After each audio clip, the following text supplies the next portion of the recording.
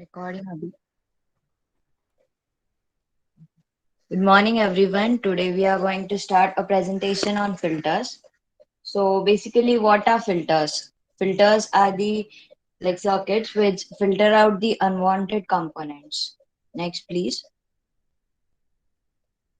So here, there's a classification of filter based on the frequency. So as you can see, we have provided an original signal, which is combination of the various frequency components. Okay, so this is applied to the low pass filter, high pass filter, band pass filter, and notch filter. And accordingly, we are getting the output. In the case of low pass filter, we are getting the low frequency as an output. Whereas in the case of high pass filter, we are getting high frequency as an output. Well, all other frequencies are blocked over here. And in band pass frequency and in band pass filter, we are getting only the band frequency, while the higher frequencies and lower frequencies are blocked over here. Whereas in the notch filter, the mid frequencies are blocked and the higher frequency and lower frequency are passed. Next. So this is the classification of the filter. It is classified as analog and digital, whereas in analog, it is again classified into passive and active, and digital, it is classified as IIR and FIR. So in analog, in active stage, it is again classified into Butterworth, Chebyshev, and Bessel. Next, please. Okay. So the one you can see in the above circuit, it's a active filter. It is made up of all active components like resistor, capacitor, and if we want, we can include inductor also. And next is the active filter. It is made up of the active components like op-amp. Next, please. So now classification based on the Butterworth, Chebyshev, and Bessel. So as you can all see over here, Butterworth, it has the flattest response in the pass band as compared to other two. Okay, but the roll-off rate of the Butterworth is poor. Like it has a very wider roll-off rate. Next comes the Chebyshev. It has some ripples in the pass band, but the roll-off rate is steeper as compared to other both. Next is Bessel. It has the worst roll-off rate, but it has the best phase response. And that's it. Next. So now we will go over digital filtering. So this is the block diagram of digital filtering. First, the analog signal is converted into the sample digital signal using the ADC block, that is analog to digital converter. Then the sample digital signal is provided to the processor. So this processor filter out the noise from the digital signal, and next it is given to the DAC block, which converts the digital signal into the analog signal. Here the processor can be FPGA, that is field programmable gate array, and it is basically an integrated circuit which is used for filtration purpose. And next can be application specific integrated circuit. Next. So now we shall see classification of the digital filters, that is IIR and FIR. So the crucial difference between IIR and FIR is FIR provides the impulse response for finite period, while IIR provides the impulse response for the infinite duration for a dynamic system. So FIR filter generates an output which is usually present on the present input values. As you can see, there is no feedback over there. But whereas IIR uses the present output as well as the present input as well as the past output. Now, the FIR does not use the feedback circuitry, while IIR uses the feedback circuitry in order to provide the output in conjunction with the input. And next is FIR have more strength in comparison with the IIR, and thus they offer more flexible operation than the IIR. So, due to the absence of the feedback, the implementation of FIR filters is quite easier as compared to IIR, and FIR filters are more stable as here the present output does not hold any relationship with the previous output, but IIR filters are less stable as it makes use of the previous output samples as well. So, in conclusion, we can seeing all these various advantages associated with the FIR and IIR, we can say that FIR are mainly used in bandpass and bandstop filtering application, while IIR are used in low pass filters and anti-aliasing filter application. Next. So now we shall see analog versus digital. So first, analog works with the analog signals while digital work with the digital samples.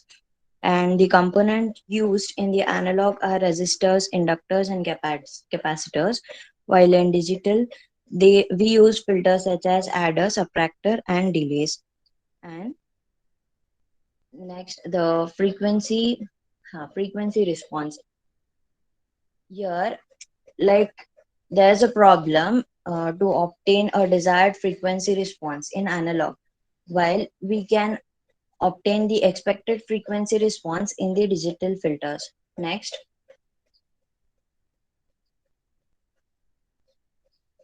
signal stable and causal response. Here, the transfer function should be the rational function of the Laplace variable that is in n with the real numbers, while in digital filters it is in Z transform with the coefficients are where the coefficients are real numbers, and stability and causality in terms of poles.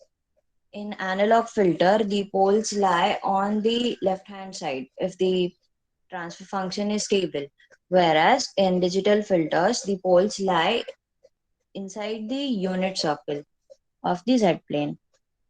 Now, next, environmental changes. Because we have used components over there, resistor, transistor and capacitor, all such. So these components, like they are more sensitive to the environmental changes. So if the temperature rises or decreases, then that might affect our performance. While it's not the case with the digital filter. Next. So now we shall see the advantages of digital filter. So in advanced applications that uses microprocessor, a digital filter will demand very few extra components as we have like eliminated the circuitry over here for filtering purpose, and we have used the program here for filtering. Since digital filters are simply software modules, they can be easily standardized. For example, we can, if we want to change the filter from high pass to low pass, so we can make some changes in the program and accordingly we can do that. But while in analog filter, we have to replace that component and all such. Digital filters are capable of filtering very low frequencies, while it is not with the case with analog filters. These are more adaptive in nature, which means that characteristics can be changed based on the input parameters. Next. Now over to Divija.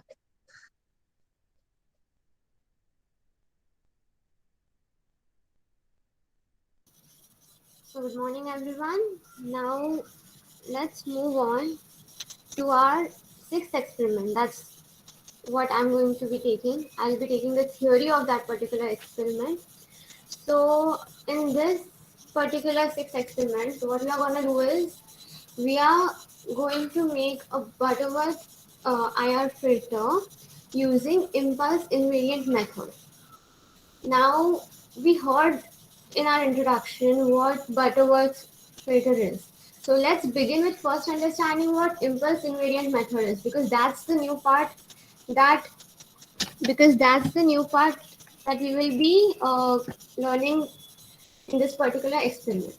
So what I'm going to be dealing with is what is this method, then how do we plan to, what do we plan to achieve through this method. Like if we are learning one particular method, we should also be knowing that what's the end result. And if we want to know what's the end result, we have to also know that how do we even achieve the end result. So that's the first 3 points that I'll be covering. Further, we will see how do we use this particular method for the Butterworth filter, and then we will see some of the disadvantages, drawbacks that are present in this particular method. Okay, so let's begin. So what is this method? So it is a method that is used to design a digital filter, using the analog filter. Since we know that we can't directly create an IIR filter, so we have to go all the way from analog, first creating an analog equation, then we have to create the digital equation, and from that we will finally get our digital filter. So this method actually helps us do that part very well. And as I said, what do we plan to achieve? We plan to achieve an equation which is in the form of h of s, that is our analog equation, to h of z, which will be our digital equation. So how do we plan to achieve it? So basically, as I said before, we will first be seeing, just give me a sec.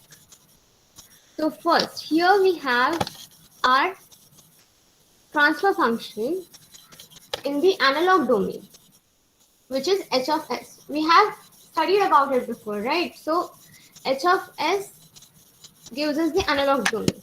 And where do we have to go, as I said before?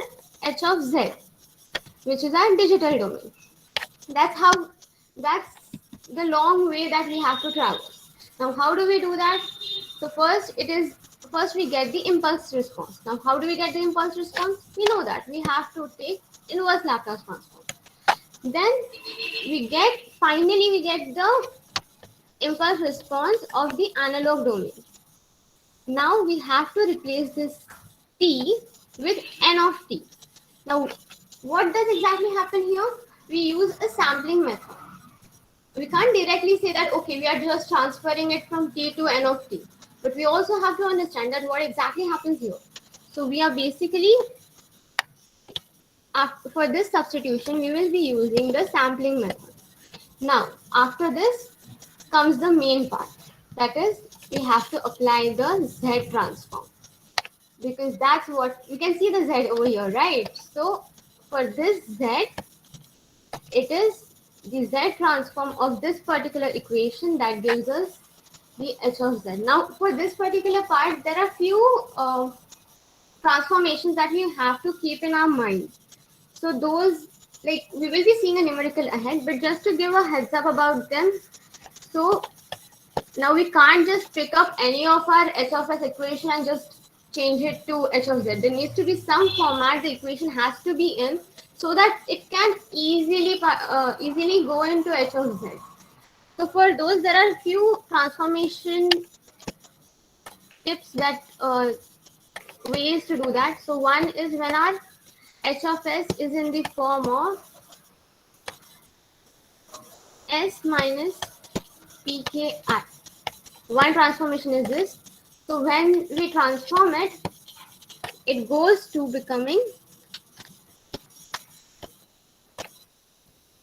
a of I upon, I'm so sorry for my handwriting, I hope it's legible to everyone. So this is one basic important transformation that we will be dealing with while we are doing all the numericals, while we are actually designing our filter. So we have to bring our equation in this particular format so that we can convert it into this. Because at the end, as I said before, we have to follow a specific format to go into Z transform. Then there's another one. I won't write the entire formula for the second one because it's very huge and it's very difficult to remember. So S plus A upon S plus. So now, if in case we don't have the first, if our h of s is not in the first format, we can still bring it about using this particular transition in the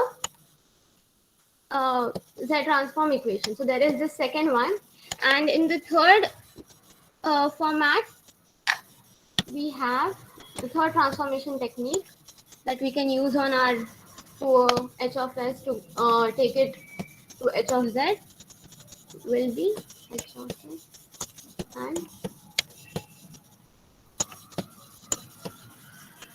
so these are few of the transformations that we will be seeing in the numerical or the example or the simulation that we'll be doing ahead. But just to give you a brief about it, so these are three ways how we plan to achieve our goal. So all our equations in the S domain will be converted into something in Z using these three transformations, and there are huge formulas as you guys might be knowing for these transformations.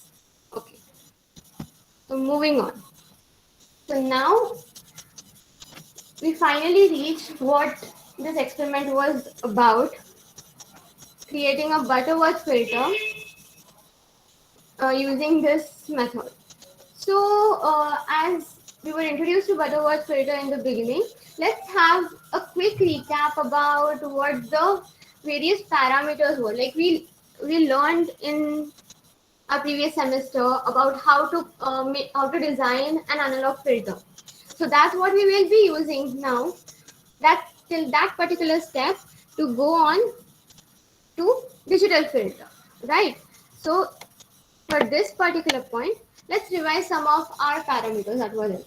So we had the cutoff frequency, then we had the order which was given by n, then we had the passband frequency, the stop band frequency, then allowable passband, the parameter for allowable passband, which was this epsilon.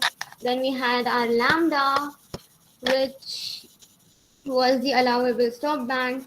Then we had our analog frequency, which was given by this particular symbol. Then we had our, now we will be also having our discrete frequency, which we will need to use, which will be omega.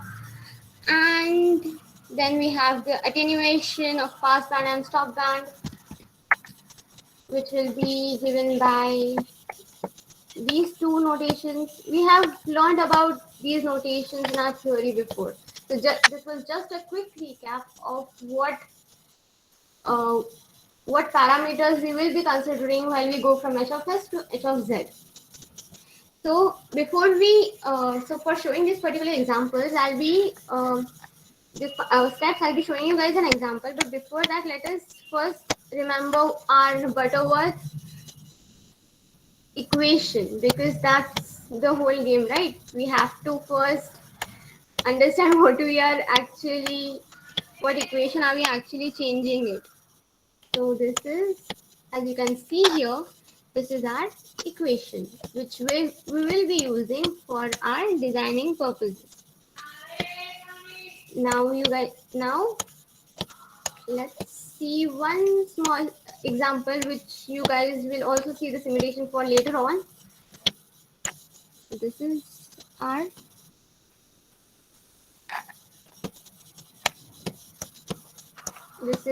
equation. This is the classic Butterworth equation, which we will be using to get our h of z after like lots of processes. We will be going there. So now let us first see that numerical I was talking about. So here see, as I explained you, the various parameters. You can see all those parameters here. Then we also had seen what is this epsilon, what is this lambda. So what we first do is we first find the analog frequency, because we need an analog filter, right? First to convert it to digital. So we first find the analog frequency. Then we find the order. This is the n that I was talking to you about. And then there's this huge formula. So after finding n, then we can get the normalized transfer function. Like we had substituted c equal to 1. In that previous equation I had shown you guys, we substituted this in that equation, and after we got the order as 2, this is that table there was this table we had learned about, which had all the equation format for each order of the Butterworth filter. So then we get this particular equation. Then we have to now, as it was normalized as in this particular value, we had assumed it to be 1. So now we have to again get it back. So to find it, we will find it using this particular formula. And once that is done, we will substitute it to get the unnormalized transfer function. So we had initially gotten the normalized by substituting this particular value as 1. And then later on, we will unnormalize it to get the actual h of s that we have been waiting for our transformation. Now, as I was showing you before, there are various formats of h of s that can be transformed to h of z. So now this particular format is similar to b. See, there's this constant over here. There's b. Then we have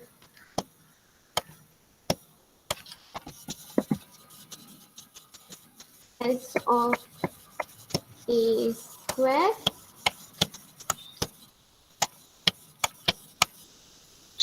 plus b square. That is how you can see how similar these numbers are. It's the format that we were looking for. And as I had said before, there's a very big equation for that particular part. So we will go on substituting this to finally get our h of z. Now this h of z is our digital filter equation that we did all these procedures for. So we went from just knowing the specifications of the Butterworth filter to actually finding the h of s equation and then to h of z. Now, so didn't we all get this, right? We got h of s, and then we finally saw how we use IIM to get h of z. Now, this particular method too has some issues. It's not like it's that it is efficient, obviously, but there are a few problems that we come across which led to us finding and exploring other methods too. So there were these 3 drawbacks: many to one mapping, no frequency warping, and aliasing effect. Now what these are? So let's first start with this many to one mapping. So when we were seeing the digital frequency, our omega, as you guys might be knowing, we had the z, we know the z plane, it is like this circle, right? And then we have our S plane. So what happened is, for analog, our frequencies, they were ranging from minus infinity to plus infinity. That's like a huge range. There's like infinite numbers we had. But when we went to mapping it over on digital, we just had a range of minus pi to plus pi. As we know, it's a circle. So we just got only that much of range of numbers, and we know that all of these numbers, they can't have a different point representing them. So that's why we had to like many to one map. So like many of the values present in over here got mapped over here on the same at the same place. So that was one of the problems here. Then we had the aliasing effect, which our Najib sir taught us by calling it Alia Bhatt effect. So that was another issue of this particular method. And then there was this frequency warping concept that was not happening in this particular method, and about which you will be learning in the next method that will be taken on. So I guess that was all for the theory for impulse invariant method. Now let's move on ahead to see some simulations and how our theory matches with our practicals. Let's move on to see that. Bilal, over to you. Yeah, am I audible? Yes, you are. Okay.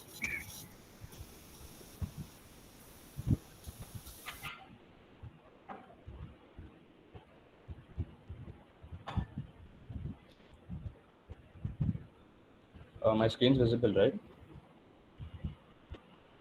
Yes, visible. Yes. Okay.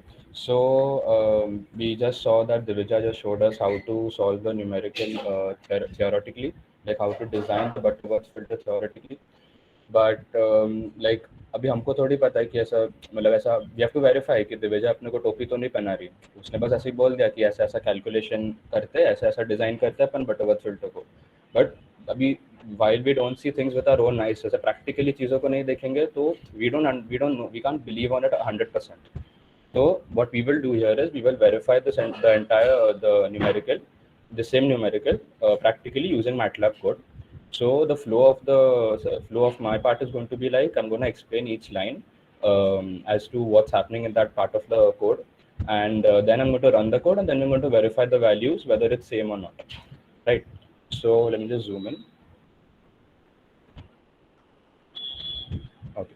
So in the numerical, we had been given the passband gain as 0.707, the stop band gain as 0.2, the passband digital frequency as 0.3 pi, and the stop band digital frequency as 0.75 pi. And we were also given the sampling time as 1 second, right?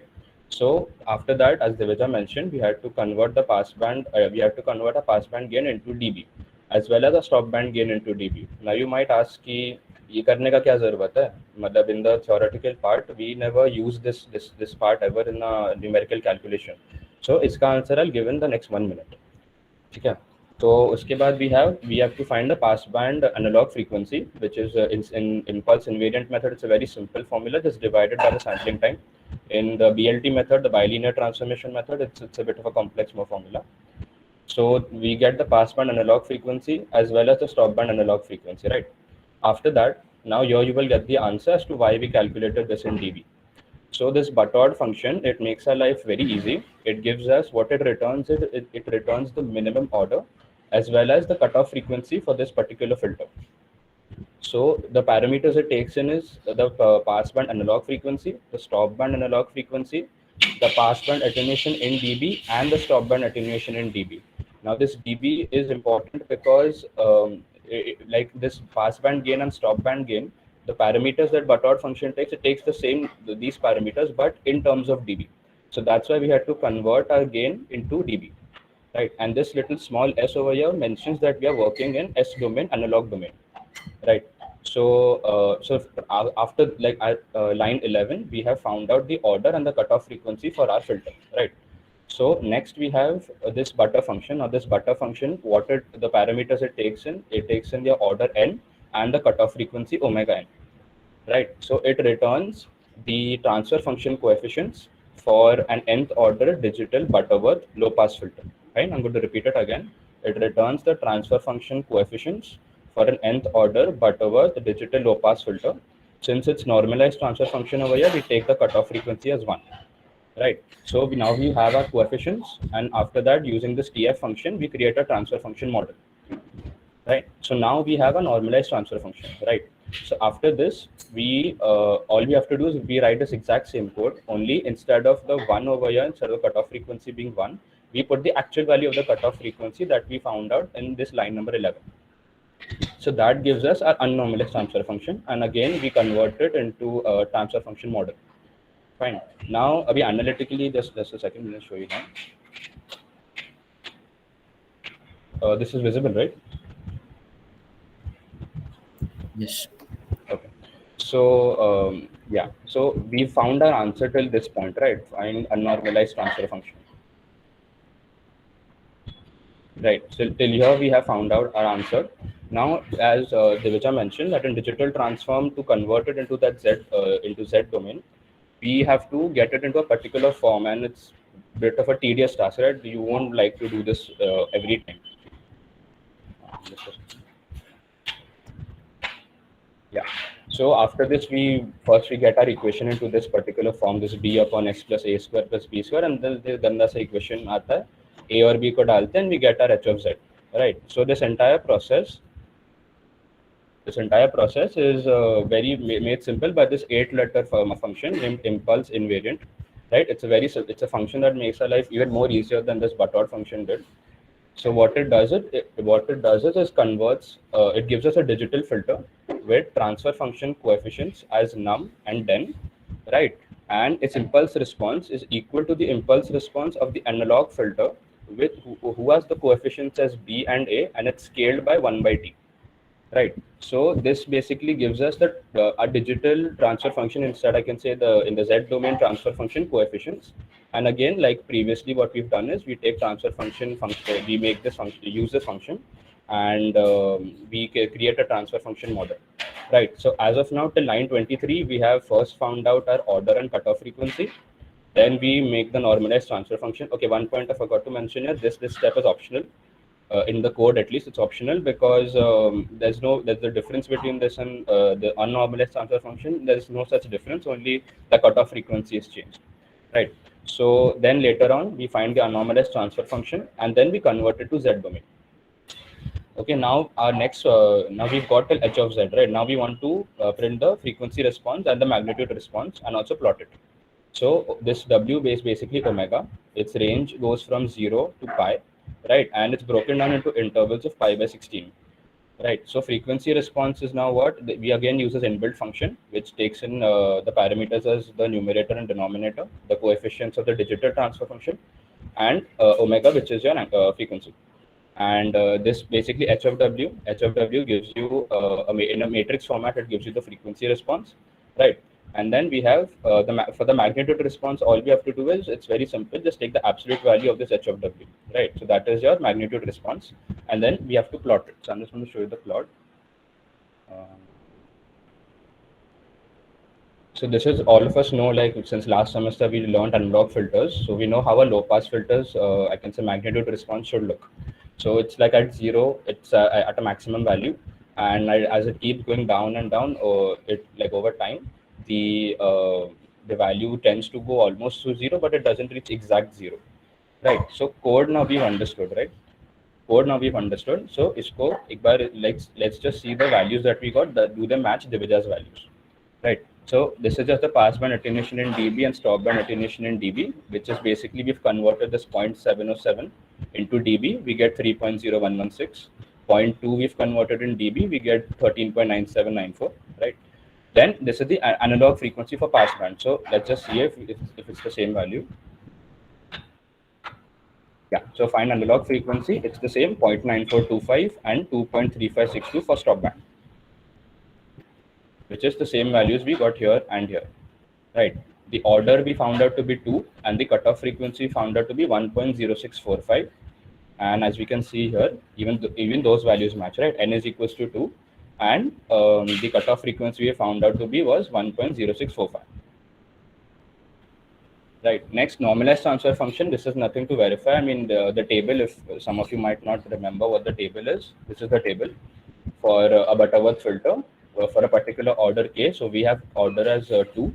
So it's 1 upon s square plus root 2s plus 1. So that's the normalized transfer function.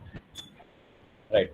So after that, we unnormalize it by finding the cutoff frequency and replacing s as s upon omega c. Now, in the code, we don't have to do all that. It's only for analytical purposes. So if I just show you, yeah. So this is the unnormalized transfer function that we got, 1.1332. If you see, if you compare this value as well as this value, it's perfectly same,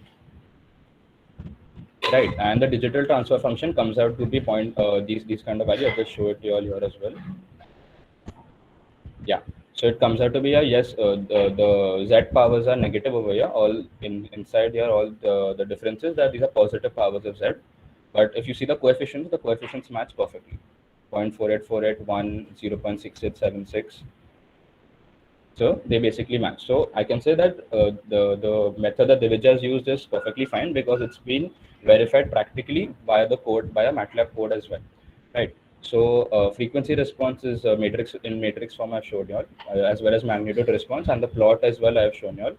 So this basically completes experiment 6, which was designing a IR Butterworth filter using impulse invariant method, and we have verified it both practically as well as theoretically. Right.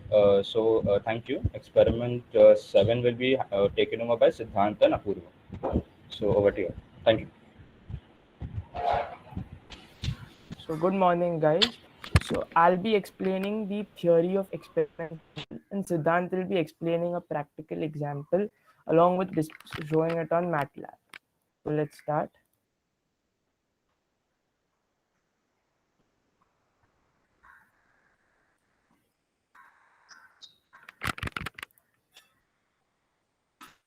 This is my syllable. So first, we are designing in this experiment a Chebyshev filter using PLT, bilinear transform. तो पहले देखते हैं कि what exactly is a Chebyshev filter, how is it different. So the main thing in a Chebyshev filter कहीं भी is that there are ripples in either the pass band or the stop band. So the advantage of this is, if you see, look at this graph. Okay, यहाँ पे the slope is obviously much lower as compared to a ripple. So the ripple increases the slope while descending in a low pass filter and consequently also in a high pass filter, and thereby increases the roll off. So that is the main thing. So here we've considered the two types of Chebyshev filters. One is type 1 filter जहाँ ripples pass band में होते हैं. Second is the type 2 filter जहाँ ripples stop band में होते हैं. So now another easy trick to calculate the order of any filter given its frequency plot is to just look at the number of ripples. Okay, so if a ripple stops midway, then there are even number of ripples. Otherwise, there are odd number of ripples. So now given that the parameters AP is nothing but the passband attenuation.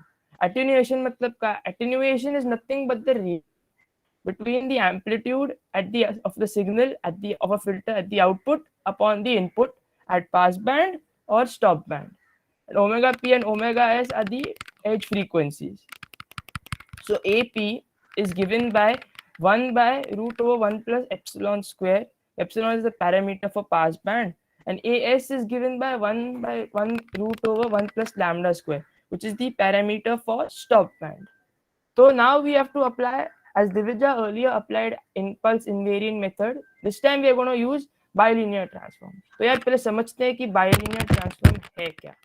So now this relation is used for impulse invariant, the relation between Z and S, where S is nothing but sigma plus j omega, where sigma is the real part and j omega is the imaginary part.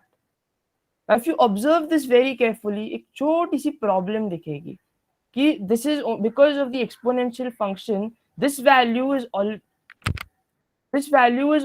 going to be positive no matter what this is. So it will always map a positive value no matter what time is, because time goes from minus infinity to infinity. So we want to find a relation which is linear so that all values are mapped including negative values. तो उसके लिए हम क्या करते हैं, छोटा सा manipulation, s by t को divide by 2 करो, s by t by 2 plus s by st by 2. So then of this term here is taken down, e raised to st divided by e raised to minus st by 2, where t is your step size. So now we use a basic approximation which converts exponential terms to linear. जहाँ हम लिखेंगे z by 2 upon 1 minus st by 2. तो इसका inverse लेके manipulation करके इसको इधर उधर लेके स्मॉल वैल्यूज हमें मिलता है s equal to 1 by t ln z. अब ln z की वैल्यू फॉर ऑल z को हम क्या करेंगे, we will apply a Taylor series expansion and simply expand this.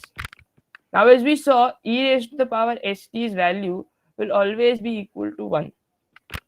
So z minus 1 upon z plus 1's value will always be less than 1.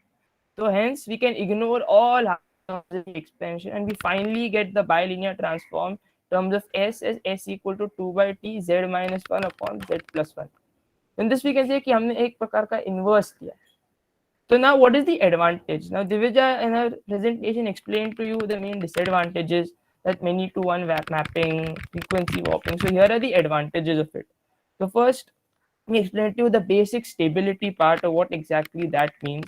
So in our original equation, z equal to e raised to s of t, we write s as sigma plus j omega. So now let's substitute this value here. So we will get e raised to sigma t and e raised to j omega t. So as e raised to j omega, Euler's expansion is cos omega plus j sin omega जो यहाँ दिया है. इसकी magnitude क्या हमेशा 1 ही रहेगी, इसलिए we get a unit circle mapped from minus pi to pi in the z domain because of this. Apoorv So now present बंद हो गया है क्या Screen is not present. screen का present है क्या हुआ? बंद हो गया, अचानक बंद हो गया.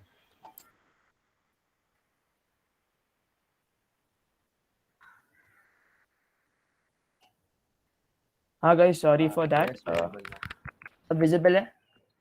As I was saying, let's take a transfer function. तो poles की बात कर रहा था मैं. I'll just repeat that part.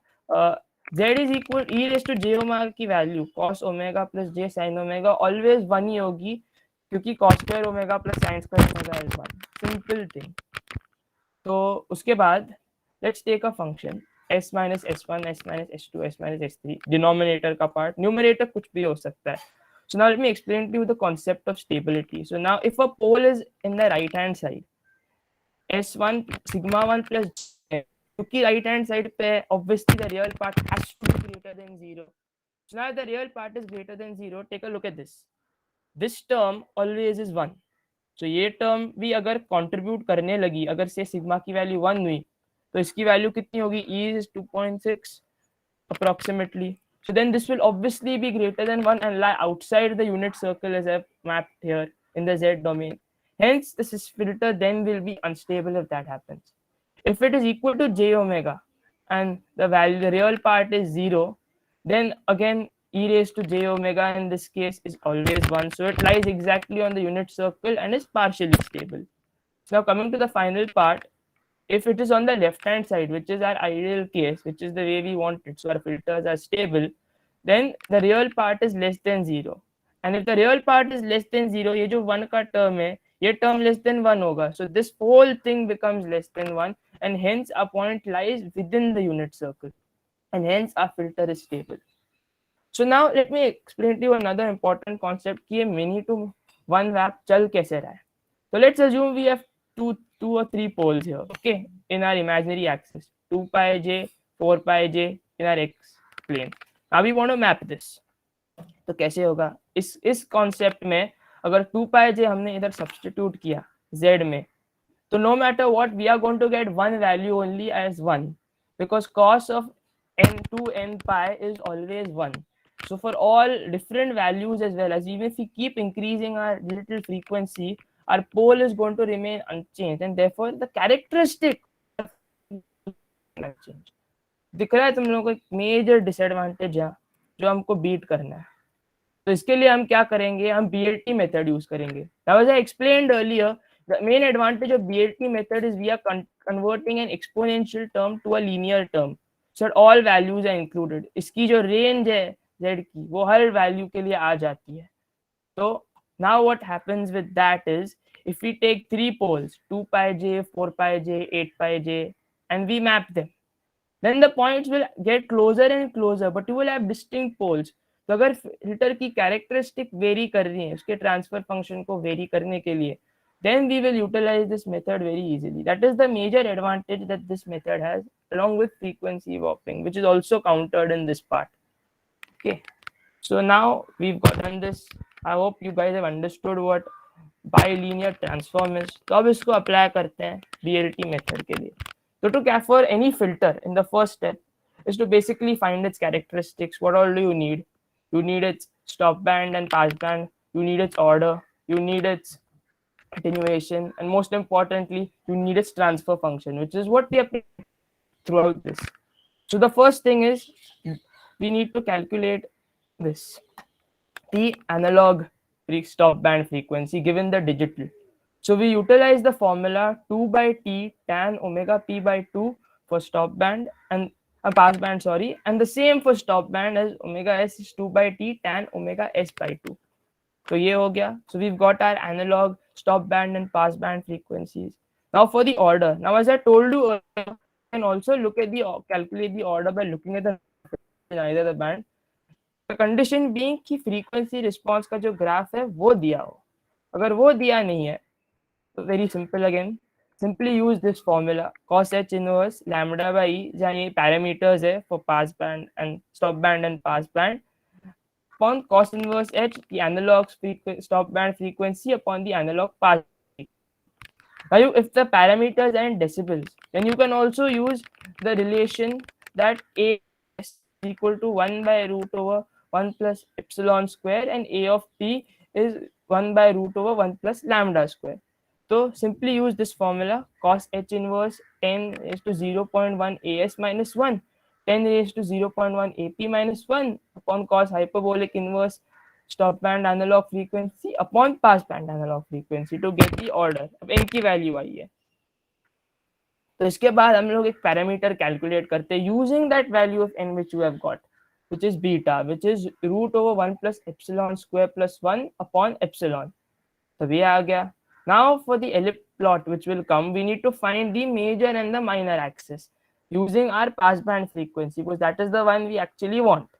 So small r is calculated by omega p square minus 1 upon 2 beta.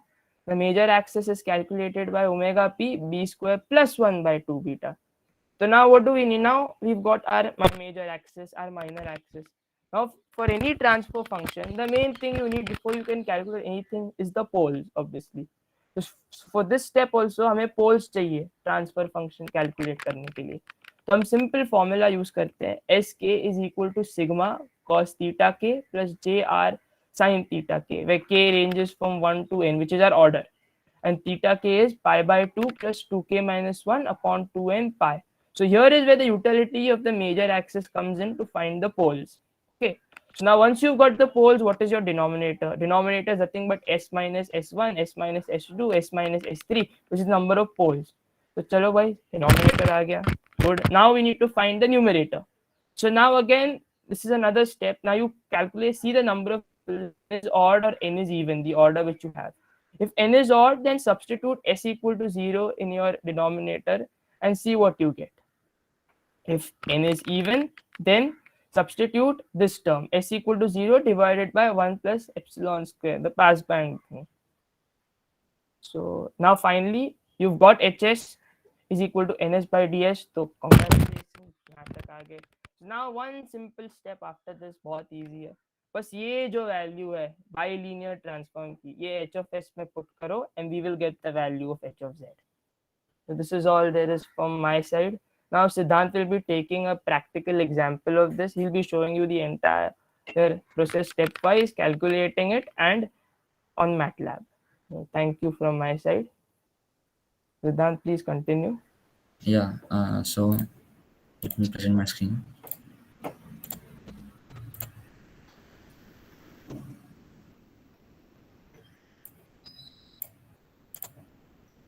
Is my screen visible?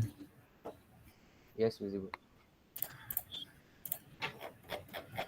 So as you can see, rightly said by Apurva, so we have taken a problem statement to design a digital Chebyshev filter to satisfy the following constraints. So you can here you can see we have taken the passband attenuation, stop band attenuation gain, and the passband frequency and the stop band frequencies. Then we have considered t as one second. So the step one is to find the omega p and omega s by using the formula 2 upon t tan of wp by 2, and similarly for omega s. As you can see here, we have calculated both the part. Then coming to step 2 to find the order. So to find the order, we need to find the lambda and epsilon. For that, we have used these two equations, which will show us the value of lambda and epsilon. Then coming to the now, after finding lambda and epsilon, we can get the value. We can find the order of the filter. So it's cos inverse of lambda by e upon cos inverse of sigma s upon omega p. That gives us order of 2. So show you over here. So I have entered the values, and afterwards I'm getting the gain band passband attenuation in dBs, and afterwards I'm getting omega p and OMS. As you can see in the earlier slide, both the values gets matched. Afterwards I find out lambda and epsilon, which also coming right, and order of 2. So now to find the transfer function, coming to the step 3, we need to find the minor axis and the major axis. For that also, we need to find the value of beta. So I have used this formula to find the value of beta, R, and capital R. So implementing in MATLAB, I've also got the same value. So you can see here R as 0.2957, 0.2957. Then capital R as 0.7139. And now, after finding a smaller and capital R, we need to find poles. So the equation for the poles is SK is equals to R cos theta k plus J capital R sin theta k, where k ranges from 1 to the order. So here we have 2. Therefore, k is 1 and 2. So we find theta k by using the formula pi by 2 plus 2k minus 1 pi by 2n. So we get values of theta and theta 1 and theta 2 as 2.3562 and 3.9270. And thus we get the poles of the filter by using this equations of for loop, where we get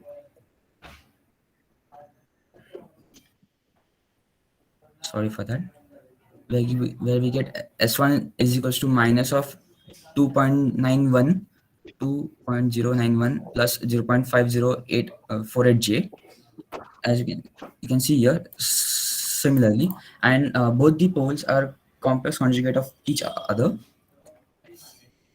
and thus we get the normalized transfer function of Chebyshev low pass filter in S domain.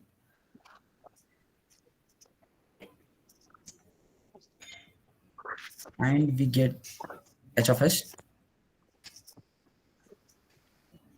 So now, so we need to find the digital transfer function of the Chebyshev filter. So we just simply substitute S is equals to 2 upon T in bracket Z minus 1 upon Z plus 1. So this is the normalized transfer function in S domain, which is H of S n equals to transfer function of Bn and An. It's a transfer function. And H of S.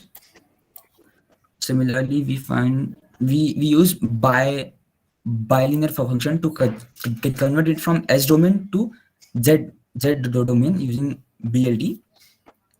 Then we have also taken the omega from 0 to pi with an interval of pi by 16. Hello.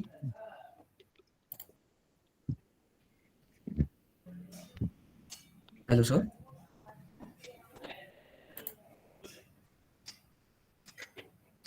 Let me continue. So h of so we find the frequency response and the magnitude of frequency response, and thus we plot the following plots, such as zeros and poles in domain. So let me show you. So this is the magnitude response of Chebyshev low pass filter. This is also same, just it's in dB. Then we find the poles and zeros plotted in the S domain. This, and similarly we find the poles and zeros plotted in the Z domain. And substituting S is equals to 2 upon T Z minus 1 upon Z plus 1, we get the digital transfer function of a Chebyshev in Z domain. That's all from my side. Now I would like to tell Janil to continue. Yes yes sure. अरे भाई सब सो गए क्या? मत सोना, अभी थोड़ा जाग लो, मैं कुछ दिखाता हूँ आपको। सो अभी हम चालू करेंगे FIR फिल्टर डिजाइन। अभी तक जो भी पॉइंट डिस्कस हुआ दैट वाज IIR फिल्टर। अभी IIR फिल्टर में क्या देखा? अरे ये दिविजा अपूर्वा ये लोग ने कितना फॉर्मूला दिखाया यार, मुझे खुद को नींद आने लगा। तो क्या करने का point is that our engineers उन्होंने क्या सोचा कि ये जो डिज़ाइन प्रोसेस है ना वो बहुत ही कॉम्प्लिकेटेड है, इतना सारा फॉर्मूला है और इतना सारा हमें कैलकुलेशन करना पड़ता है। तो हम एक काम करते हैं, हम स्टार्टिंग से ही हम थोड़ी चीज़ें अज्यूम करके चालू करते हैं। तो उसको नाम दे दिया FIR फिल्टर डिज़ाइन, और उसमें भी उन्होंने और भी टेक्निक्स है, विंडोइंग टेक्निक वगैरह, वो हम आगे देखते हैं। तो जो बेसिक है FIR फिल्टर डिज़ाइन में वो यही है कि हम सेमी एनालिटिकल डिज़ाइन करने वाले हैं, जहाँ पे हमारे पास कोई स्पेसिफिकेशन रहने वाला नहीं है।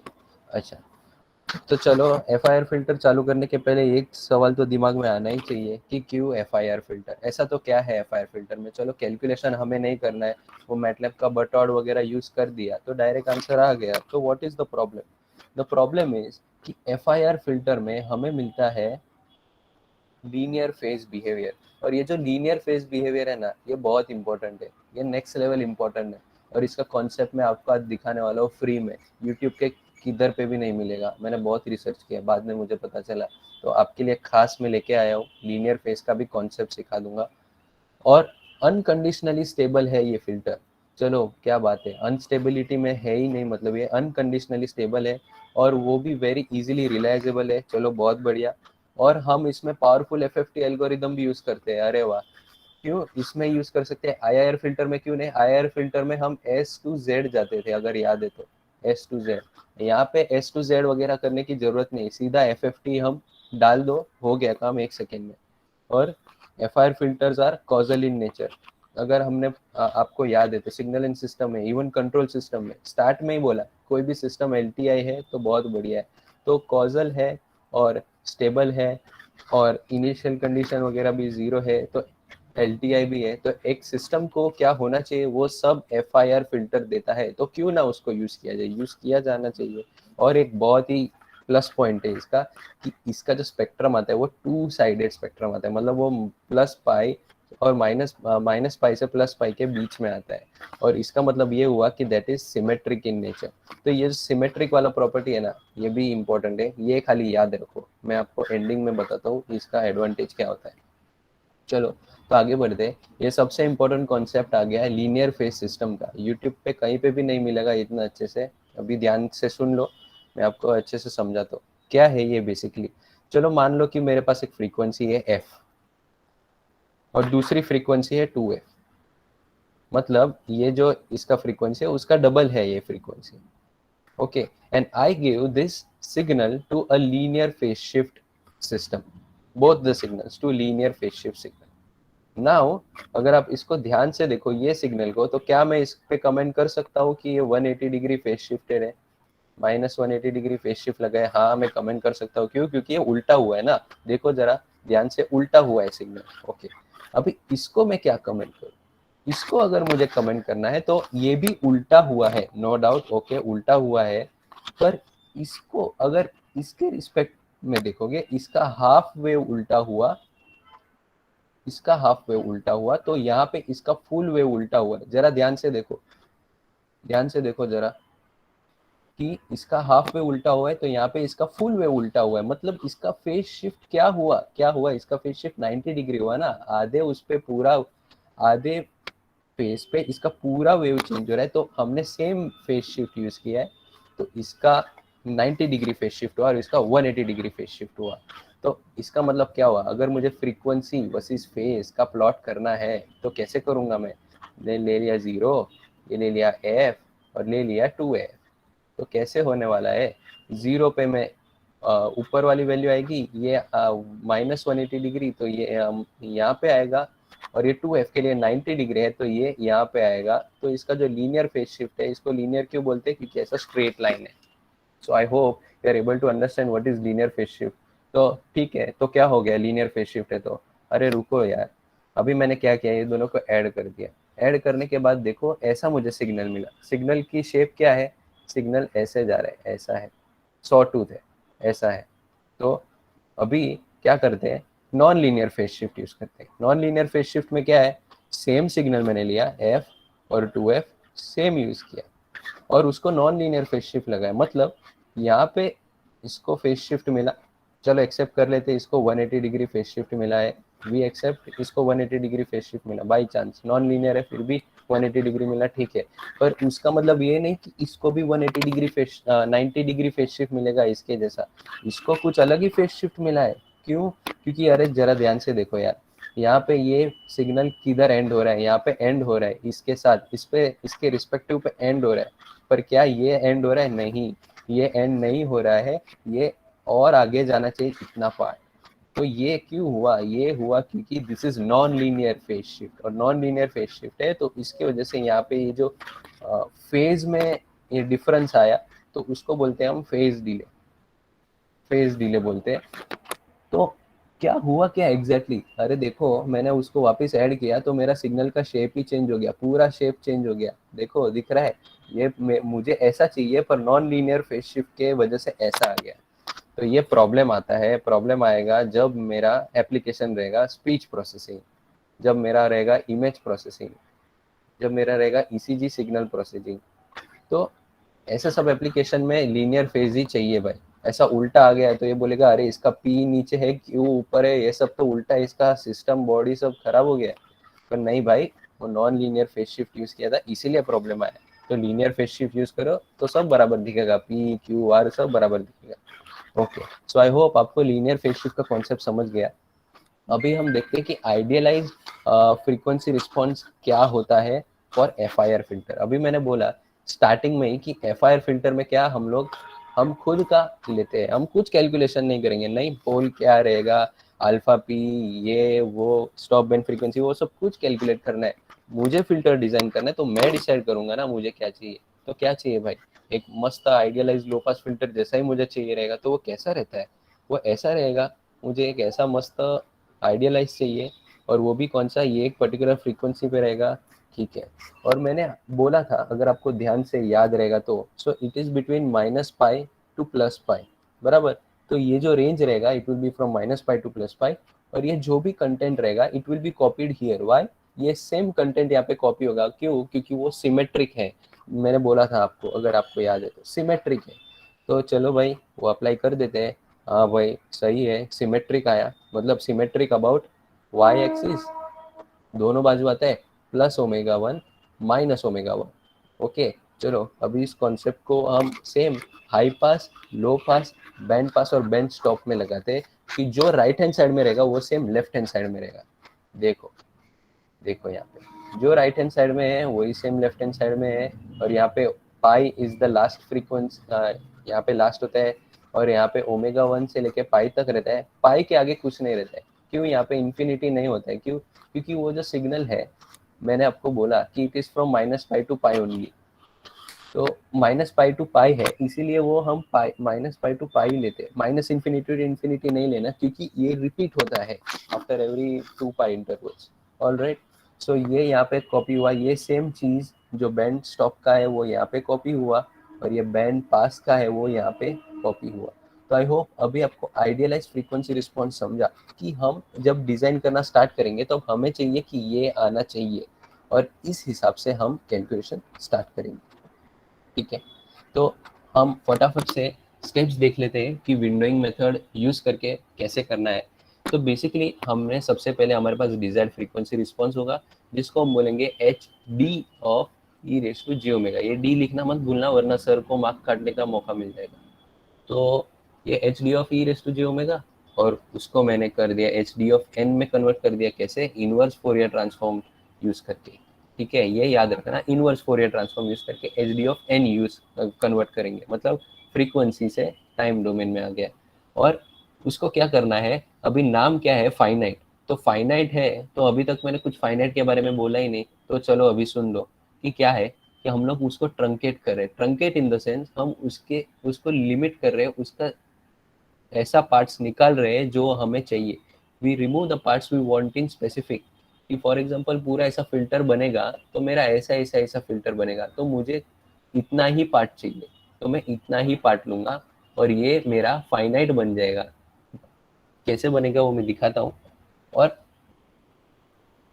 टू ऑब्टेन द फाइनाइटिज्म और impulse response by the length n, तो ये लेंथ n किसका रहेगा? ये nth लेंथ जो रहेगा वो विंडो का रहेगा लेंथ।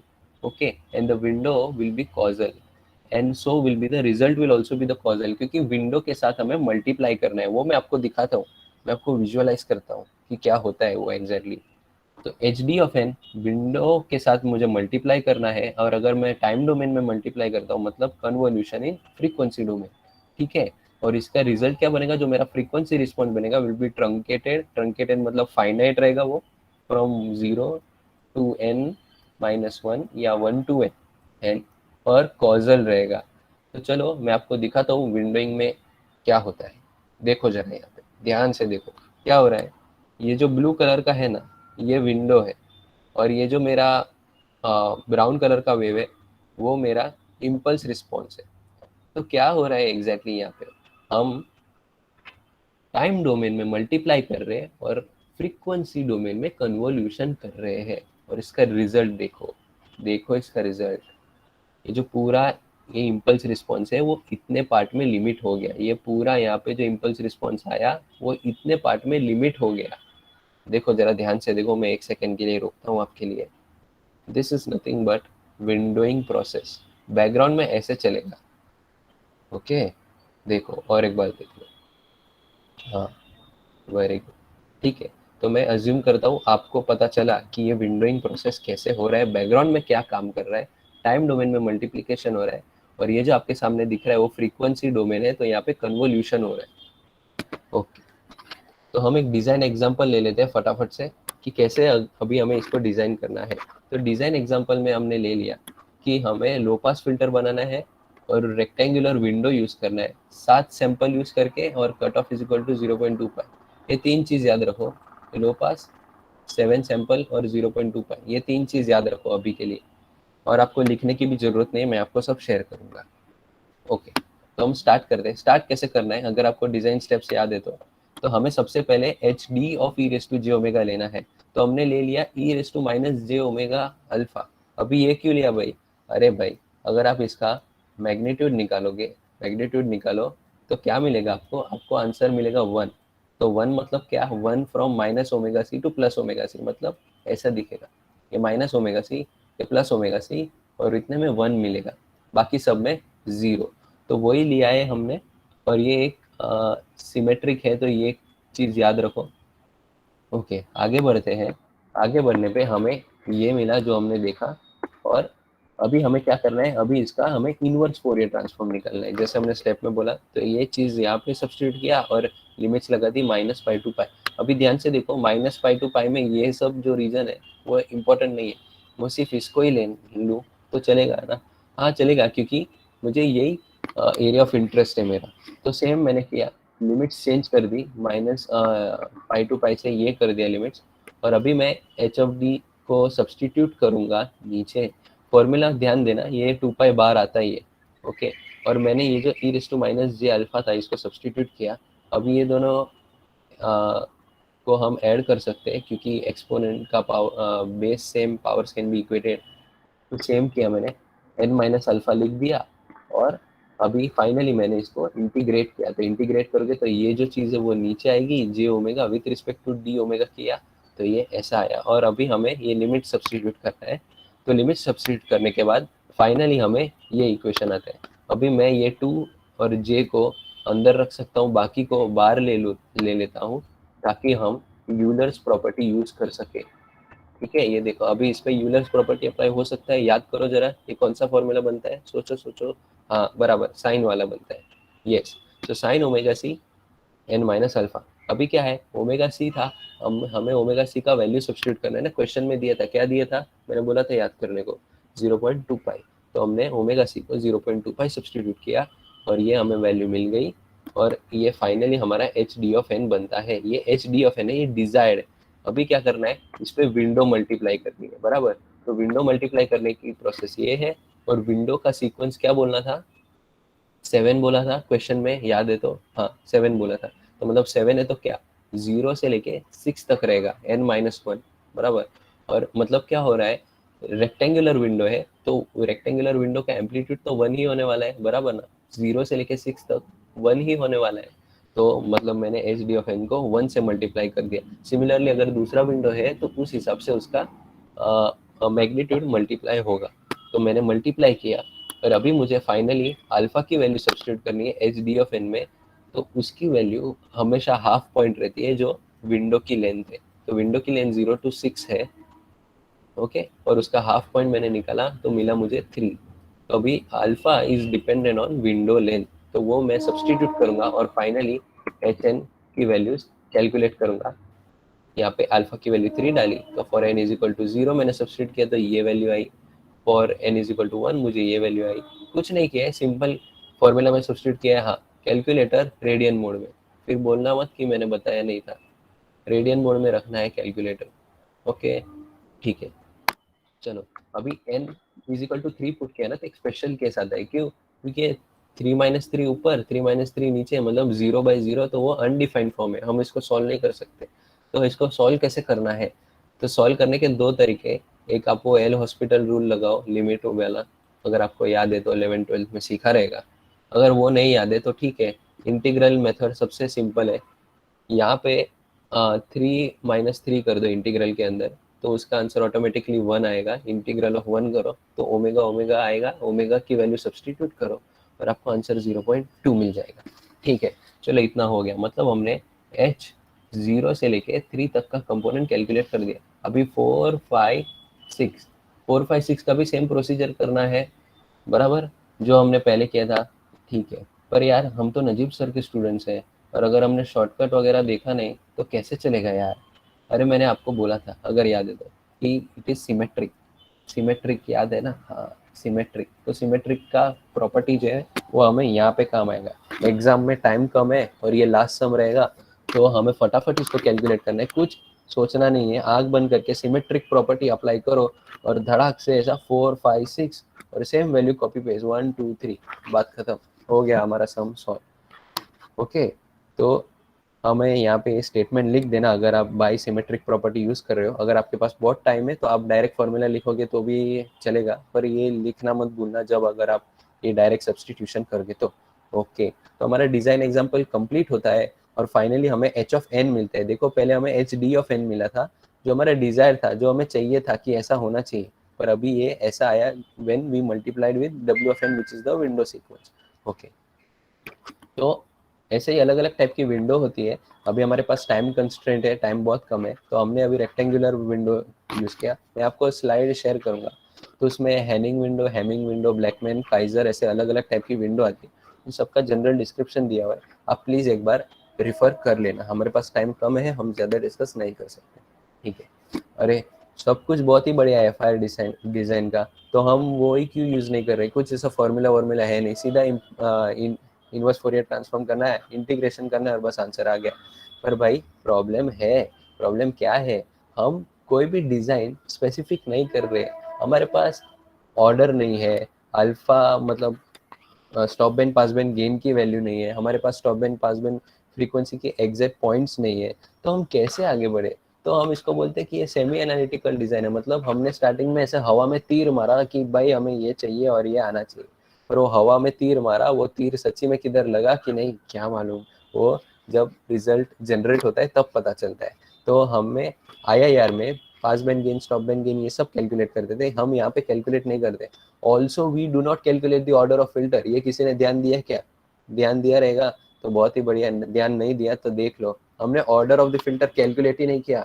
अभी तक पता ही नहीं है फिल्टर कौन से ऑर्डर का है, पर जब हम उसको डिजाइन करेंगे, जब हम उसका फ्रीक्वेंसी रिस्पॉन्स देखेंगे, तब हमें पता चलेगा कि फिल्टर का ऑर्डर क्या है। मतलब ये हुआ ना, हवा में तीर ही मारा ना हमने।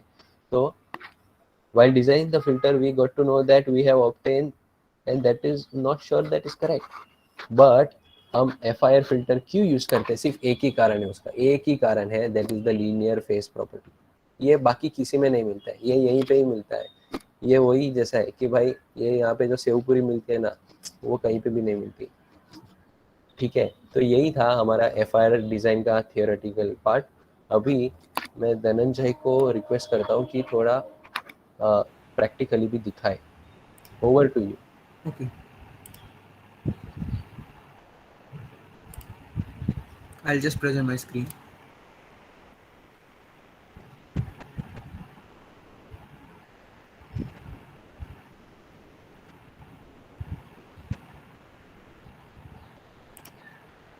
One second.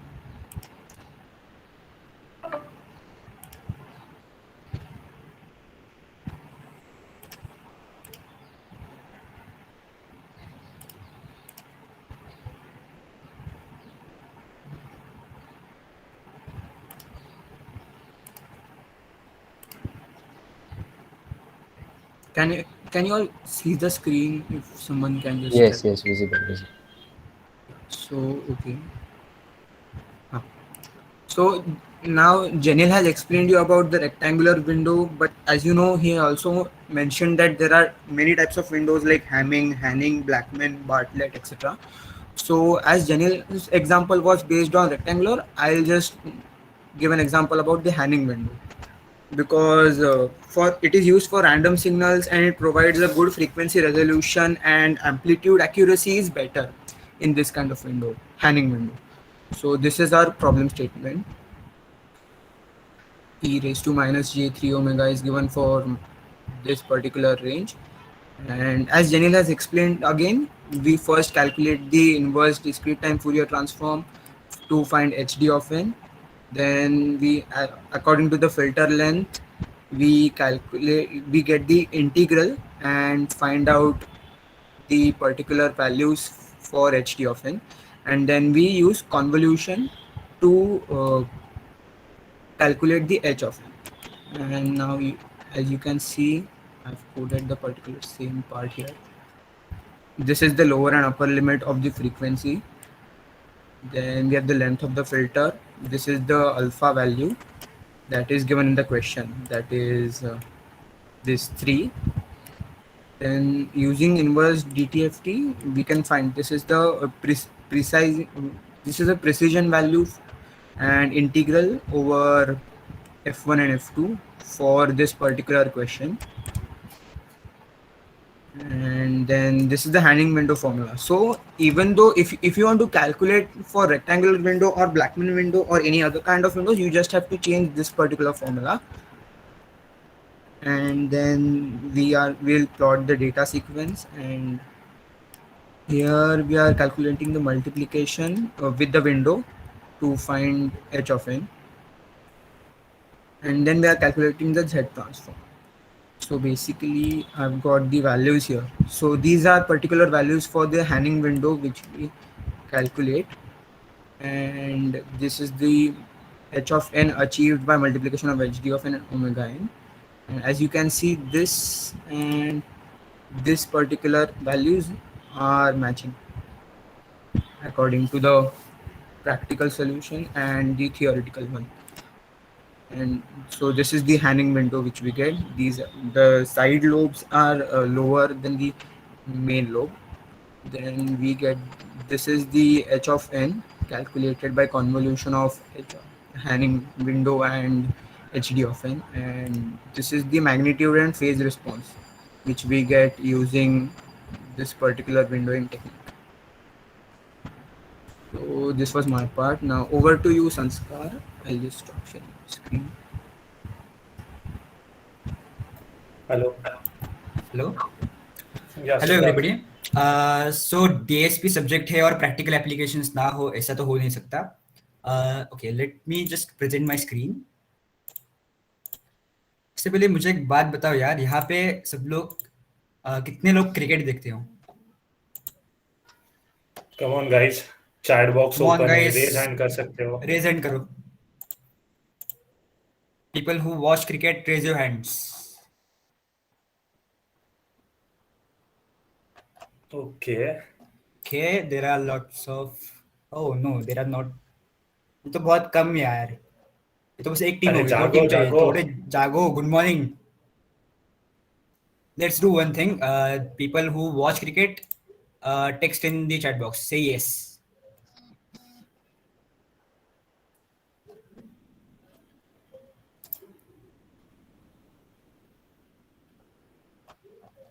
Okay. Okay. ये इंटरेक्शन नहीं हो रहा है यार. अभी एक काम करते हैं. People who watch cricket, just unmute yourself and say yes. Yes. Yes, sir. Yes. Yes. Yes. आप सब लोगों ने ये तो बोल दिया है. अब बताओ कल के मैच में क्या हुआ? देखिए कल की मैच. एक विकेट नहीं गिरा यार, क्या करे? पर हुआ क्या? टेक्निकल पॉइंट ऑफ व्यू बता दो, क्या टेक्निकल हुआ? पॉइंट ऑफ व्यू बता. कल मैच पिछले 5 दिन में मैच जल्दी खत्म हो रहा था. क्यों हो रहा था? Bad light conditions. Bad light conditions, exactly. तो अगर हम लोग ईएमई की तरफ जाए या ईआईएमएल की तरफ देखें तो बैड लाइट हमको जीटीएच सर ने कुछ पढ़ाया था. बैड लाइट कौन से इंस्ट्रूमेंट से मेजर करते हैं? कुछ लाइट इंटेंसिटी कुछ तो सर बोल रहे थे. Lux meter. समझा ही नहीं क्यों यूज करते. Lux meter. अच्छा, तो ये तो एक एप्लीकेशन हो गया. लाइक लक्स मीटर क्रिकेट में यूज हो रहा है. और क्या लगता है कहाँ पर यूज हो सकता है? क्या लगता है सिड? मैंने एक धोनी का इमेज है तो मुझे तो अभी डीआरएस याद आ रहा है, धोनी रिव्यू सिस्टम. तो उसमें कुछ तो है क्या ऐसा? हाँ, तो Do we have basically anything in this? जिसको, हाँ, तो अगर किसी को पता है लाइक क्रिकेट फॉलो करते या जो नहीं भी करता है, तो there is a system known as DRS, जिसको आजकल धोनी रिव्यू सिस्टम भी बोला जाता है, क्योंकि धोनी के मैक्सिमम टाइम्स जो रिव्यू लेते हैं वो सही होते हैं. तो बेसिकली डीआरएस में होता क्या है, ये सबसे पहला सवाल है. तो डीआरएस एक ऐसी टेक्नोलॉजी है जिसके अंदर अगर बॉल कहीं पर पिच करता है एंड देन एलबीडब्ल्यू डिसीजन है या कॉट बिहाइंड डिसीजन है, तो एक सेटिंग है, एक सिस्टम है जिसके थ्रू वो सब चेक किया जाता है कि हाँ बैट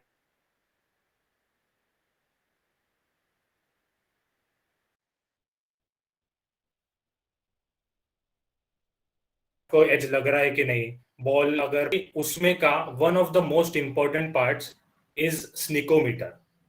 तो किसी को स्निकोमीटर के बारे में पता है? If you can just unmute, या तो फिर you can also type it in the chat. एक विंडो होता है एग्जैक्टली वो विंडो के अंदर if there is any movement of contact between bat and ball तो वो स्निकोमीटर हिलेगा. वो वाइब्रेशन दिखा. अच्छा, ओके. और कोई? You can also use the chat box. WhatsApp message जैसे स्पीड से टाइप करते वैसे चैट बॉक्स भी यूज करो जरा. Let us know that you are alive. चलो ठीक है. Siddharth, next slide.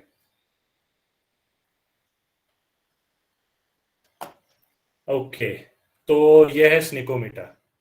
तो बेसिकली होता एक्चुअली ऐसा है कि ये बैट के पास में से बॉल गया तो उसकी वजह से ये एक स्पाइक इधर दिख रही होंगी, जो लेफ्ट साइड वाली इमेज है वहां पर एक स्पाइक दिख रही है. अब स्पाइक, सवाल ऐसा उठता है कि स्पाइक तो यार बैट बॉल को लगेगा, बैट पैड को लगेगा, बैट ग्राउंड पे लगेगा, हर तरफ आ सकता है ये साउंड. तो मतलब हमको कैसे पता चलेगा कि बैट बॉल को लगा और इसका साउंड है?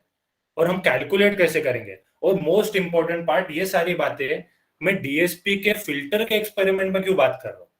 लाइक कुछ तो सिग्निफिकेंस, कुछ तो रिलेटिविटी होनी चाहिए ना वो दो चीजों के बीच में।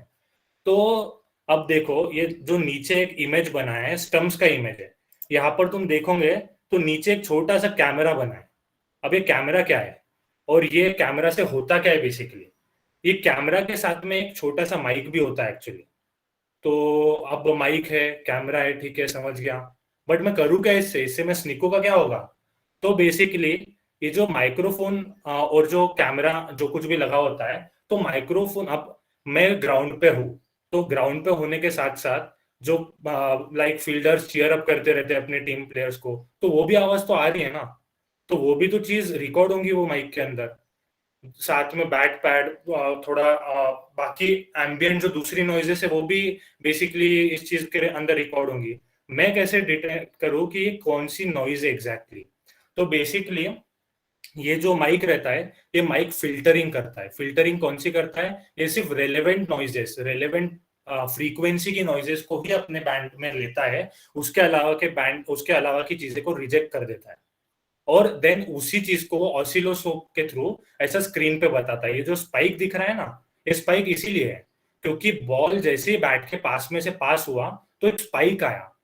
स्पाइक आया इसका मतलब क्या है कि ये जो है इसने फिल्टर किया, और सिर्फ बैट और बॉल का जो कांटेक्ट है या बैट पैड का कांटेक्ट है, सिर्फ वो चीजें दिखी। समझ रहे हो? कोई जवाब देगा? किसी को कोई समस्या अभी तक?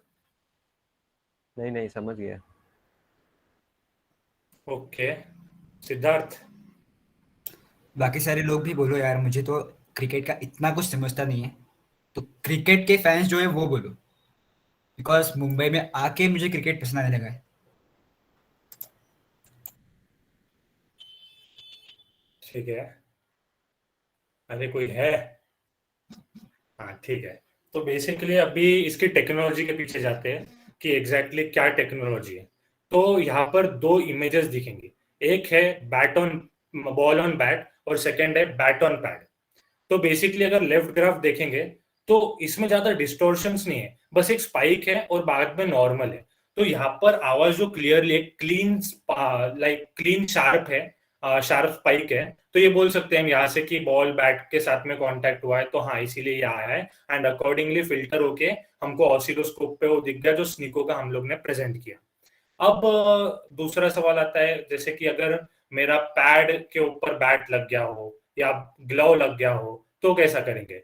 तो यहाँ पर तुम जो लेफ्ट इमेज, राइट साइड की इमेज देखोगे बैट ऑन पैड वाली, तो यहाँ पर क्या होता है कि यहाँ पर कोई वुड नहीं है ना, लाइक बैट तो लकड़ी का बना है, तो यहाँ पर एक शार्प स्पाइक आ गया।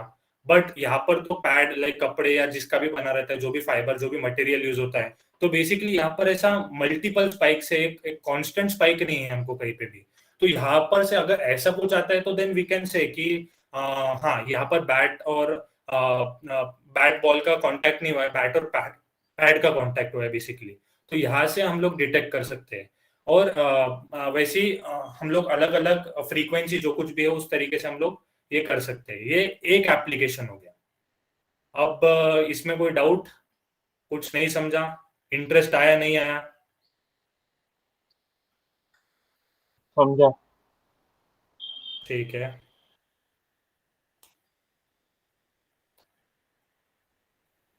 सो अभी हम एक वीडियो देखते हैं। आप ये वीडियो गौर से देखिए।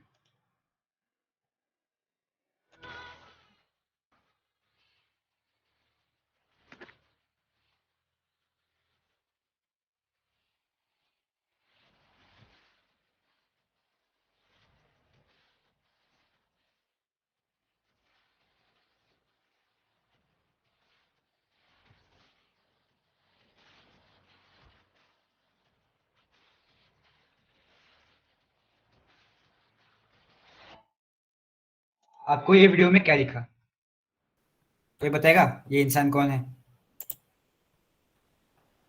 Hello, Rahul Dravid. India coach. Yes exactly. तो द्रविड़ को तो सब जानते हैं, लेकिन अगर आपने ये वीडियो गौर से देखा होगा तो देखिए यहाँ पे बीच में एक छोटा सा ग्लिच वगैरह आ रहा है। दिखा आपको ये ग्लिच? इससे बीच में फ्रेम्स वगैरह चेंज हो रहे हैं। अगर आपको ये ठीक से दिख रहा है तो चैट बॉक्स में यस डाल दीजिए, और else you can raise your hands. Do you know why this kind of glitch happens? इसको आइडिया है? Hello? Is it due to like packet loss? Yes, kind of. So basically जो हम up sampling down sampling करते हैं, like अगर हमने देखा कि कोई एक मस्त इंसान है जो जैसे हमारे क्लास में सुमित है, सुमित फोटोग्राफर है, वो अगर मस्त DSLR लेके उसने वीडियो रिकॉर्ड किया तो वो एकदम हाई क्वालिटी में तैयार होगा, फुल HD 4K जो कुछ भी आप बोलते हो वैसे तैयार होगा। But you can't send that video on WhatsApp. Why? Because उसका जो ये है स्टोरेज एमबीज में होता है, या कभी कभी तो जीबीज में भी होता है। अब वीडियो है तो जीबीज में होगा, अब जीबीज में तो आप व्हाट्सएप पे शेयर कर नहीं सकते, तो इसलिए आपको कंप्रेस करना पड़ेगा। एंड कंप्रेस करने के लिए क्या करते हैं हम लोग? अप सैम्पलिंग, डाउन सैम्पलिंग, ये सब चीजें करते हैं। Let's see the process of compression first.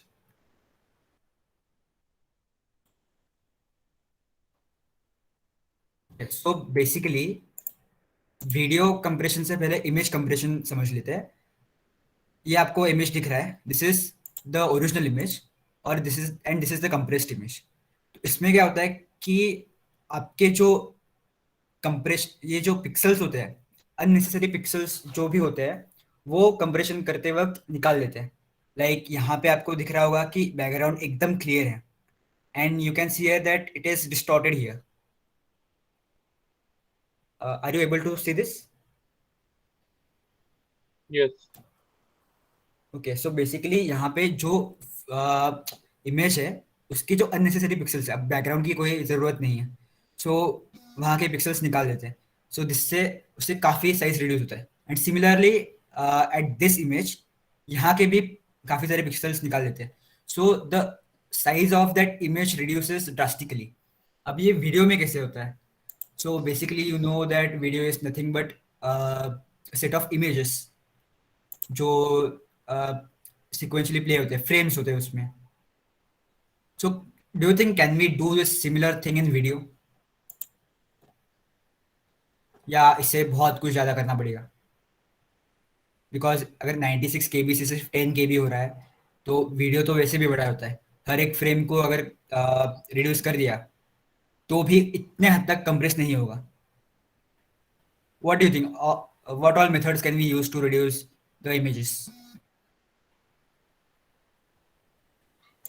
There is this thing I have heard about, like probably MPEG-4, मतलब MP4 files रहते हैं, so in that you can, जैसे पिछले frames का कोई component रहता होगा जो repeat हो रहा होगा आगे के frames में, तो वो static रहता है, that doesn't change, so like something like that happens, I suppose. Yes, exactly, you are correct. So going on towards next slide, तो basically देखिए इमेज में क्या होता है, let's consider two cases. First is stationary video. अब मान लो कोई student है जो वाइवा दे रहा है एंड उसको कैमरा ऑन करने बोला है, and just because he want to show that उसका नेटवर्क कनेक्शन ठीक नहीं है, उसका स्क्रीन फ्रीज हो रहा है, वो एकदम स्टिल बैठा है काफ़ी समय तक। बहुत लोग करते हैं ऐसा, पता है मुझे।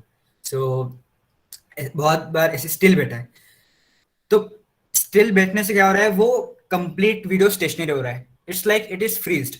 बट नॉर्मली अगर देखा जाए तो वो वीडियो रिकॉर्ड हो रहा है, सो फ्रेम्स रिकॉर्ड हो रही है, एंड वो स्टिल है, यानी वो जो फ्रेम से वो रिपीट हो रही है। अब अगर हमने देखा, suppose this is a video, अभी मैंने यहाँ पे इमेज डाला है just for the sake of simplicity, तो अगर ये फ्रेम्स ऐसे ही 100 फ्रेम्स रिपीट हो रही है स्टिल, तो there is no necessity of repeating all those frames. हम बस कोड करेंगे कि this frame is repeating thrice and just use it, use single frame, और ये फ्रेम भी कंप्रेस्ड हो चुकी है पहले ही केस में। जैसे यहाँ पे हमने एक इमेज कंप्रेस की है, तो एक ही इमेज कंप्रेस करेंगे, एंड नेक्स्ट जितने भी ये इमेजेस है जितनी बार रिपीट होते हैं वो बस कोड करके डाल देंगे, which will reduce the size of that image drastically. लेकिन ये तो एक्सट्रीम केस है स्टेशनरी वीडियो का। Let's see some realistic case. Realistic video में let's say this person is moving, अब ये पर्सन जो हिल रहा है, बस उसके कुछ मतलब जो उसके पर्सन जो इंसान है उसके पिक्सल्स जो है वही हिल रहे होंगे, ये बैकग्राउंड के पिक्सल्स तो सेम ही रहेंगे ना. So what we can do is we can divide this into blocks,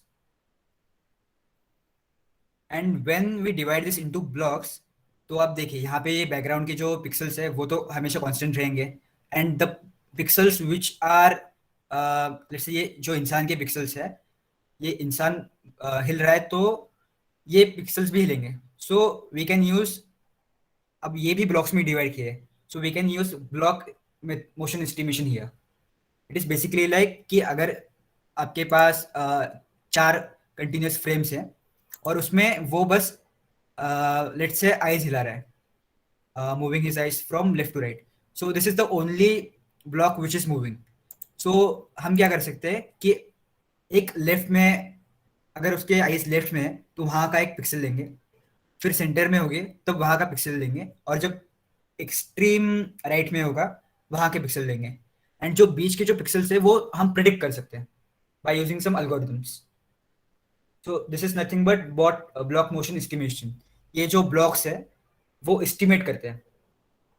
तो block motion vectors tells us how we should move a particular block. और ये तो हुआ बस इनकोडिंग का part. While decoding we have motion compensation. तो basically ये जो प्रिडिक्ट करते हैं ब्लॉक कि यहाँ से यहाँ पे जाएगा, this is motion compensation. And अभी ये ज़्यादा थ्योरी में नहीं जाऊंगा मैं, तो I would just say that they use ये वीडियो कंप्रेशन का एकदम बेसिक है.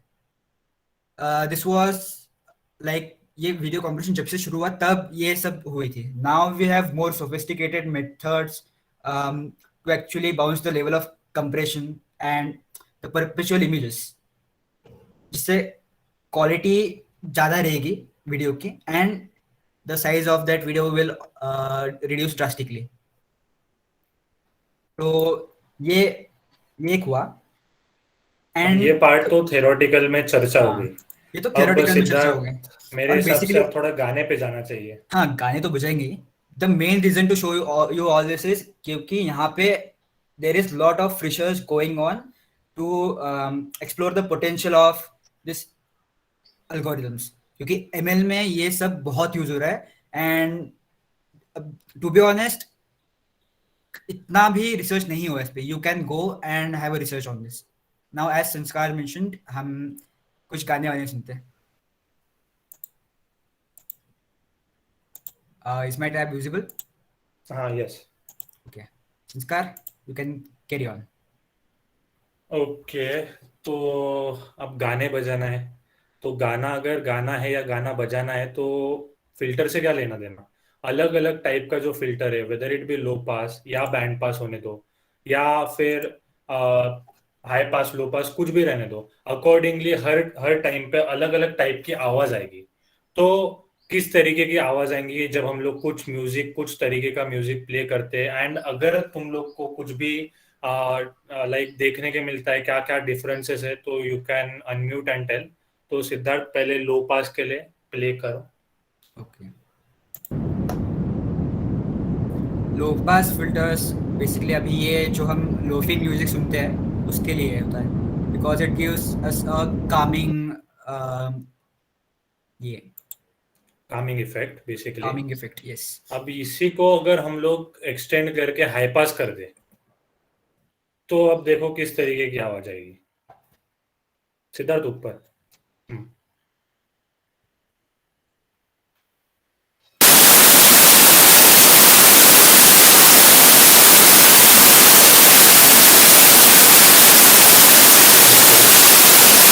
तो ये आवाज भी सुन ली, थोड़ी बारिश जैसी तेज बारिश हो गई. अब बैंड पास कर देते हैं.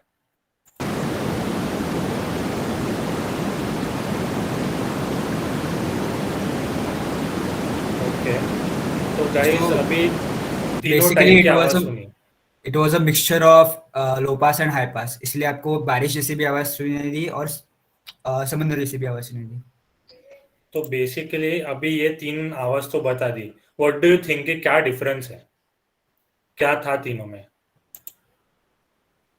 कोई idea?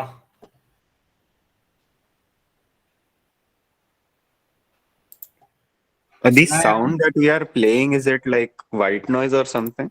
yes, it is white noise.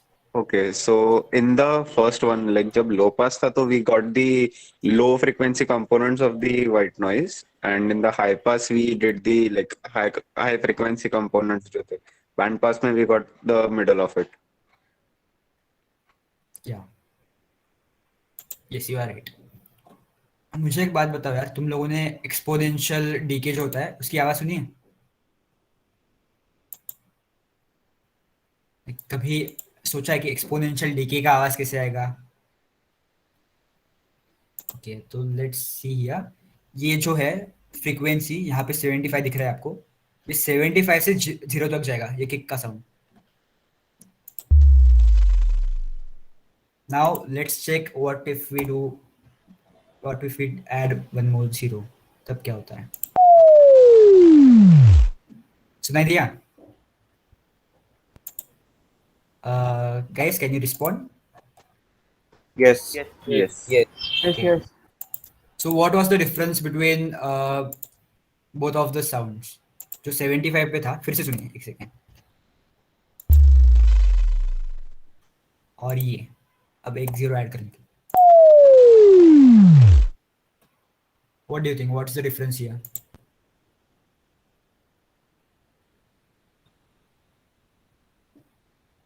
Sanskar, what do you think? What's the difference? Time duration. आवाज हाँ Aniket Time duration of the sound. Time duration. Okay, और कोई? Amplitude variation. Slope अलग था थोड़ा. Yes, exactly. You are right. तो basically हमने exponential function दिखा, तो 75 फ्रीक्वेंसी 75 से 0 तक आ रही थी पहले इसमें, और सेकेंड केस में इट वाज 750 से 0 तक. सो स्लोप चेंज हुआ, and because of that you got different sounds in both the cases.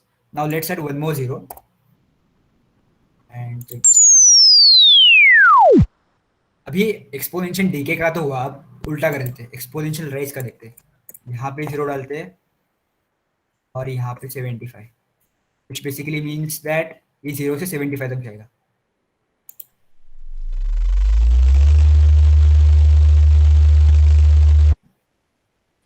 Let's check with one more 0.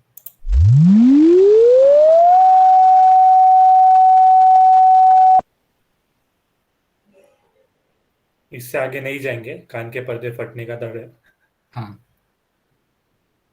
So basically हमें बस ये फ्रीक्वेंसी कहाँ से कहाँ तक जा सकती है, and why the filters are needed to pass the particular frequency और स्टॉप द पर्टिकुलर फ्रीक्वेंसी, ये सब चीज़ें एक्सप्लेन करने के लिए हमने ये एग्जांपल्स दिए थे. Are we clear? Yes. मज़ा आया या और कुछ सुनना है इसमें, एक्सपेरिमेंट करना है इसमें, बताइए आप.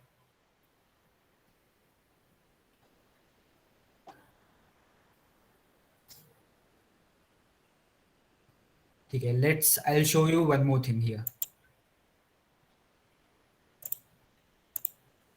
Are you able to see my screen? हाँ Yes. ओके, तो बस अभी थोड़ा सा आवाज कम कर देता हूँ यहाँ पे, बस आप ऑब्जर्व करिए इसको.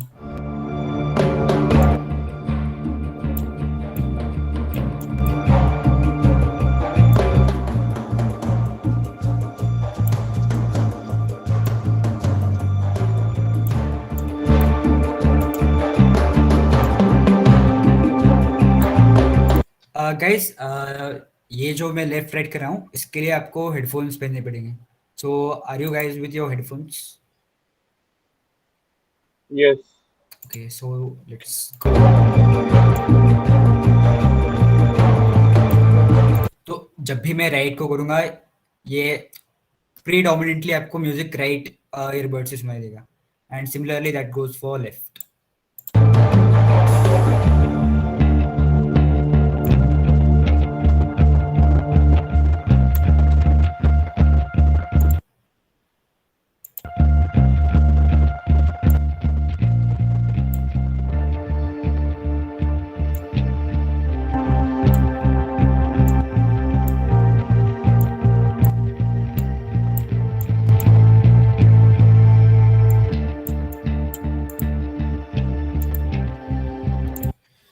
So this was web audio API, एक बेसिकली गिटहब का एक प्रोजेक्ट है जिसमें उन्होंने वेब पे ऑडियो कैसे यूज करते हैं ये सब बताया था, एक्सप्लेन किया था.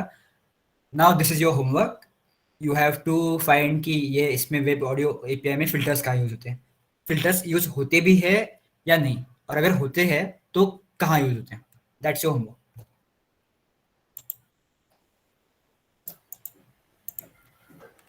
Okay, so this is all that we had. We are done from our side. If you have any kind of doubt, तो तुम लोग पूछ सकते हो. Otherwise, let's end with the session.